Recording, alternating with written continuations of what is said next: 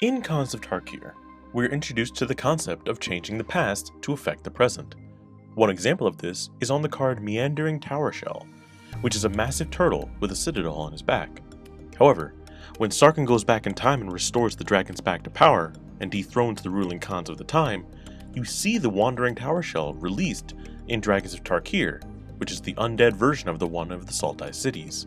It even has some flavor text showing the shift in the timeline. My favorite nuance about this entire block, though, is about how the logo for the block changes from a sword and shield representing the humans to a dragon's face representing the dragons, yet the silhouette of the logo remains the same, showing that the world hasn't changed, only its inhabitants. Merch, like, comment, subscribe. Hello, welcome back to Basics. And we are all the way up to episode 30 in a show where I take EDH commanders and try to find the perfect basic lands to fit them. I love seeing someone sit down on some beautiful basic lands, but something I love even more is seeing how well those lands match their commanders. One quick note before we begin. I like to give the artists credit for their artworks, but I may not pronounce their names perfectly. I'll try my best, but please forgive me and correct me if that ever happens. Starting things off, we've got a 5-color commander. It's Codie Vociferous Codex from Strixhaven. Almost inadvertently, the aesthetic of 5-color commanders has become very recognizable in Magic the Gathering, especially artifact-based 5-color commanders. Hyper-saturated imagery and bright color palette affix this and many other 5-color commanders with a positivity that is unlike most other multicolored cards, both old and new. That, coupled with Codie's quizzical attitude and funny shape, really helped focus these choices down. And so, take a look at this Plains illustrated by Alexander Kindner, this Island illustrated by Robert Gatto, this Swamp illustrated by Kevin Newts-Mons, this Mountain illustrated by Alexander Kindner, and this Forest illustrated by Robert Gatto, all from the Fortnite Secret Lair drop. The colorful and whimsical energy of the scenes expressed in the lands was an unexpectedly matching design choice, and it's a great way to show off these rarely displayed lands in a video. But for a second, more budget-friendly pairing, I wanted to show off these basics that display built-up structures of learning, like libraries or citadels, and couple it with high saturation. Take a look at this mountain illustrated by Mohammed Ferdo from Commander Legends Battle for Baldur's Gate, this forest from Return to Ravnica illustrated by Richard Wright, this plains illustrated by Titus Lunter from Strixhaven, this island illustrated by Lucas Staniek, and this swamp illustrated by Titus Lunter also from Strixhaven. This pairing really worked because of the lore combinations of Strixhaven in the swamp, plains, and the island, as well as the brightness and city aspects of the mountain and forest to create a pairing that I think works very well together.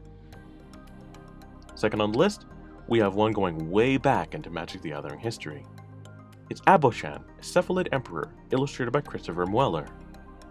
This one is very interesting because of how warped and strange the artwork is.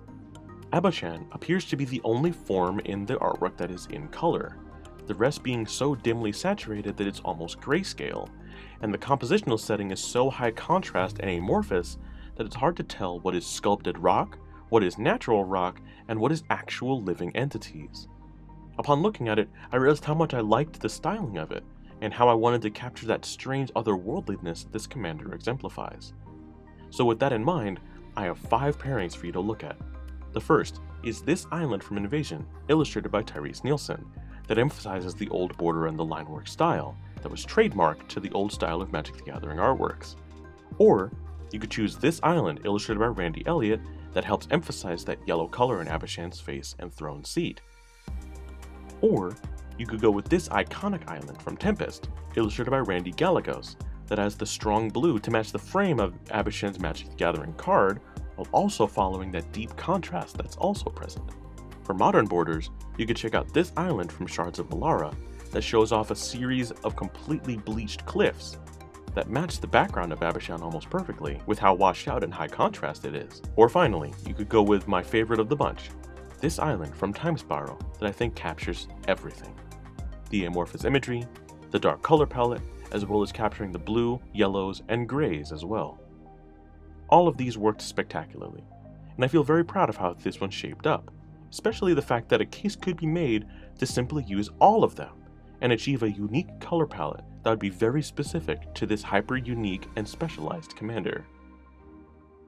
But third on the list, we've got Riku of Two Reflections, who is a little bit harder to match up. Riku's artwork is colorful, yet dark, with the focus being upon the orange, blue, and green energy sparking off their swords and into one another. That, coupled with the very high saturation of these three colors, makes it a bit more difficult to find lands that match. But I think I have two that I think work very well for the color styling restrictions that we've put for this commander. Take a look at these gorgeous Dominaria United lands illustrated by Magali Villeneuve. This island, this mountain, and this forest. The value of this pairing is that they each have the brightness of their color identities in the stained glass, but they also allow for stray complementary colors in each of them. The purples and pinks in the forest, the yellows and the greens in the island, and the blues and dark tones in the mountain. This kind of self-referencing really helped nail down this pairing for me. But I have one more to check out if you'd indulge me. They are the horoscope-based secret layers illustrated by Gian D'Angelo. Specifically, this island, this forest, and this mountain that have all three of the showcase colors present in them, while also having aspects of the duality in them.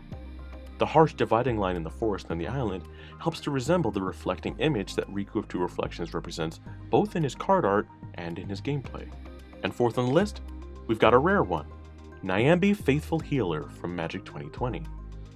A relatively unloved commander, Niambi has a super high contrasted artwork in her brightly colored clothing as well as the bright cyan of the sky behind her. The colorful nature of the lands that I searched for was a lot more enjoyable of a thread to follow than I'd initially realized, and I was pretty satisfied with how most of the artworks ended up. Starting with their plane of origin, let's take a look at this Plains from Dominaria, illustrated by Mark Poole, and this island, also illustrated by Mark Poole, that depicts the same area, just from a different time. This was cool because it matched color-wise and flavor-wise. Because her ability tutors up a Teferi Planeswalker whenever she enters the battlefield, it served well to have the concepts of time be present in her basic land choices, because Teferi is a time mage. For a second pairing, I wanted to follow that super bright and sunny color palette with imagery that was as bright as the blue and gold sand as possible. Take a look at this island illustrated by Raul Vitali from Dual Decks, and pairing it with this Plains illustrated by Sam Burley from Concept Tarkir. This version of the saturation was fun, and it really ended up focusing on the idea that the artwork is continuing from frame to frame, even though these are all representing vastly different planes in the multiverse. And finally, I wanted to just try simply focusing on the brightness of the imagery itself by taking a look at this beautiful Plains illustrated by John Avon from Commander 2018, and pairing it with this island from Throne of Eldraine, also illustrated by John Avon. That also looks absolutely stunning to me. These two artworks are simultaneously the least alike and the most like the commander in question, because while they don't match to the physical location that Niambi is in, they feel the same from a visual perspective, so many of the hues match up very nicely. And finally, we've got a fun one that doesn't fit any of the other styles that we've looked at in this video. It's Anhelo the Painter from Streets of New Capenna commander decks. Fitting the colorful nature of Halo into the dark undercity feel of a mobster noir film was no small task, and Anhelo captures that dichotomy perfectly, with the blood spatter of the assassination that he's just committed being the splash of color in an otherwise grim and pale yellow scene. I was naturally drawn to the city and urban dwellings when choosing lands for him, and I was able to come up with 3 that fit the background very well. For the easiest take that I was able to make, take a look at this golden swamp from Jumpstart, illustrated by Titus Lunter, this island from the Streets of New Capenna, fits lore-wise and flavor-wise, and this mountain from Streets of New Capenna as well. The mountain and the island were shoe-ins for Anhelo, being from the same plane and set, but I felt the need to find a different artwork for the swamp, because none of them quite matched the color correctly. But I feel like this Jumpstart one did the trick nicely. For a second pairing, I went off New Capenna entirely, so take a look at this island illustrated by Richard Wright from Guilds of Ravnica, this swamp from War for the Spark illustrated by Titus Lunter, and this mountain from War for the Spark illustrated by Adam Paquette. I felt like Ravnica, in all its different iterations, has something for every color palette, and with specifically Anhelo, these lands were able to communicate the golden wash of twilight amidst the urban landscape.